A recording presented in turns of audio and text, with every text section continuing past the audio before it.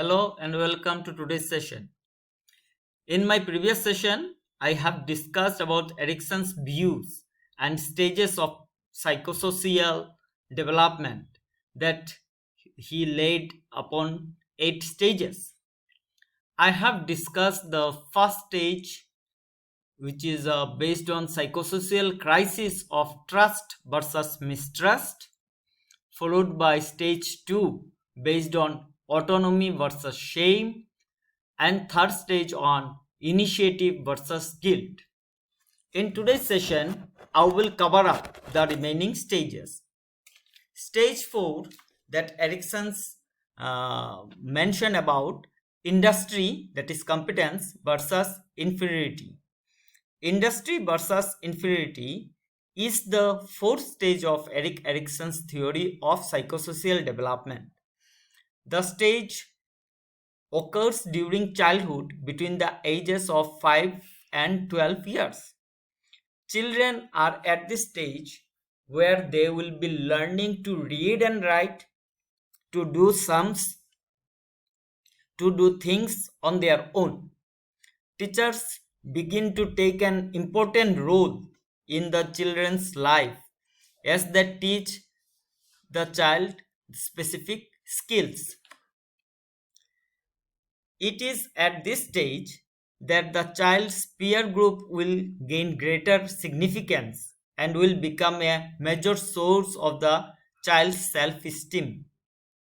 The child now feels the need to win approval by demonstrating specific competencies that are valued by society and begin to develop a sense of pride in their accomplishment. If children are encouraged and reinforced for their initiative, they begin to feel industrious and feel confident in their ability to achieve goals. If this initiative is not encouraged, if it is restricted by parents or teachers, then the child begins to feel inferior, doubting his own abilities, and therefore may not reach his or her potential. If the child cannot develop the specific skill they feel society is demanding, that is, being athletic, then they may develop a sense of inferiority. Such failure may be necessary so that the child can develop some modesty. Again, a balance between competence and modesty is necessary.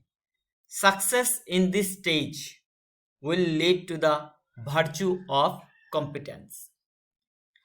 Then, stage 5 deals with identity versus role confusion.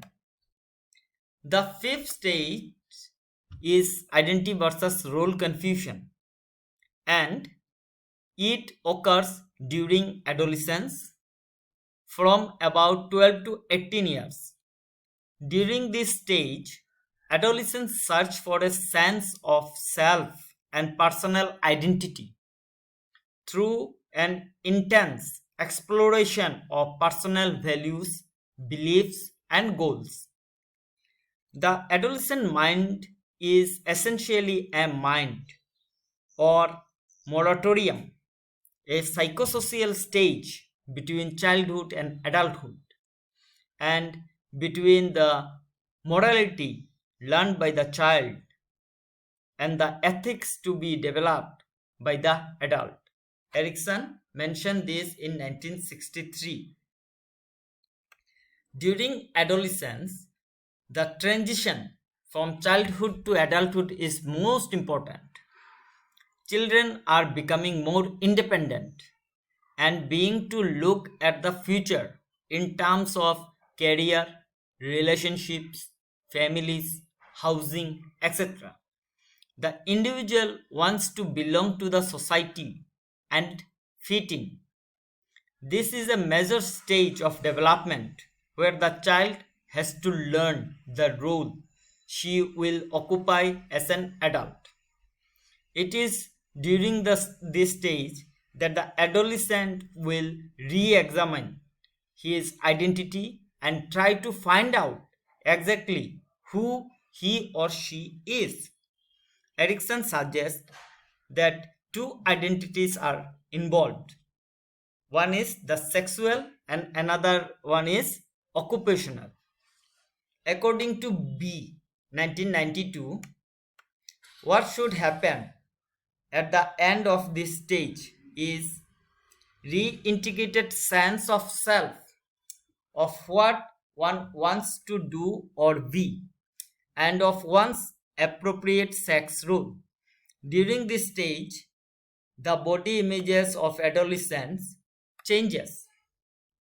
Erikson claims that the adolescent may feel uncomfortable about their body for a while until they can adapt and grow into the changes. Success in this stage will lead to the virtue of fidelity. Fidelity involves being able to commit oneself to others on the basis of accepting others, even when there may be ideological differences. During this period, they explore possibilities and begin to form their own identity based upon the outcome of their explorations. Failure to establish a sense of identity within society, that is, I don't know what I want to be when I grow up, can lead to role confusion. Role confusion involves the individual not being sure about themselves and their place in society. In response to role confusion or identity crisis, an adolescent may begin to experiment with different lifestyles. For example, work, education, or political activities. Also, pressuring someone into an identity can result in rebellion in the form of establishing a negative identity, and in addition to this feeling of unhappiness. Stage 6 deals with intimacy versus isolation. Occurring in young adulthood, that is ages 18 to 40 years, we begin to share ourselves more intimately with others. We explore relationships leading towards longer term commitments with someone other than a family member. Successful completion of this stage can result in happy relationships and a sense of commitment, safety, and care within a relationship. Avoiding intimacy, fearing commitment, and relationship can lead to isolation, loneliness, and something depression. Success in this stage will lead to the virtue of love. Stage 7 deals with generativity versus stagnation. During middle adulthood, that is ages 40 to 65 years, we establish our careers, settle down within a relationship, begin our own families, and develop a sense of being a part of the bigger picture.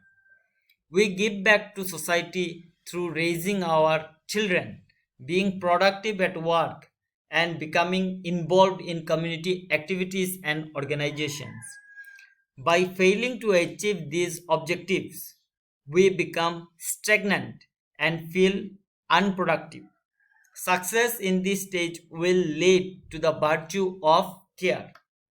The last stage, that is stage 8, ego integrity versus despair. As we grow older, that is 65 years and more, and become senior citizens, we tend to slow down our productivity and explore life as a retired person.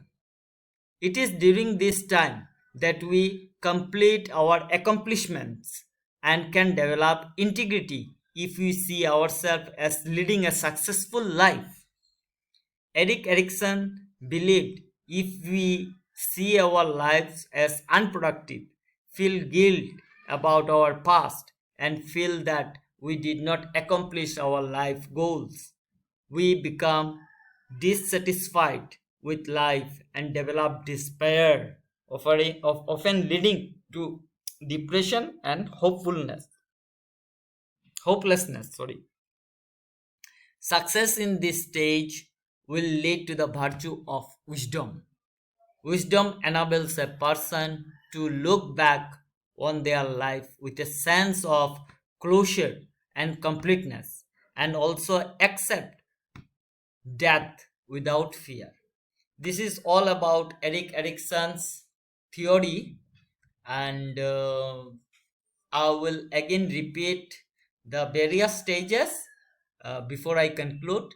The stages here, um, 8 stages, and 8 stages are having a different crisis, psychosocial crisis with virtue. So the stage 1, trust versus mistrust, and basic virtue is hope, and the age period is up to 1.5 years. Then stage 2, autonomy versus shame, and basic virtue is willpower, that is early childhood, 1.5 years to 3 years. Then stage 3, initiative versus guilt, and basic virtue is purpose, and age is play age, that is 3 years to 5 years. Then stage 4, industry versus inferiority, basic virtue is competency, and that is school age, that is 5 years to 12 years. Then stage 5, the psychological crisis involves ego identity versus role confusion, and basic virtue is fidelity, and that is the adolescence period, that is 12 years to 18 years according to Erikson. Then stage 6, the psychosocial crisis involves intimacy versus isolation, and basic virtue is love, that is young adult, and the age remains 18 years to 40 years. Then the stage 7, that is generativity versus stagnation, and the basic virtue is care, and that is adulthood, up to that starts from 40 years to 65 years. Then the last stage, that is stage 8, deals with psychosocial crisis of ego integrity versus despair, and basic virtue is wisdom, and the age of maturity, that is 65 years onwards. So this is all about Erikson's theory on psychosocial development, and please go through all the stages and psychological psychosocial crisis with basic virtues, and this will serve your purpose. So I hope you all understood the human growth and development since the onset of birth to till death, as Erikson covers all these segments. With that note, I will conclude today. Thank you. Have a nice day to you.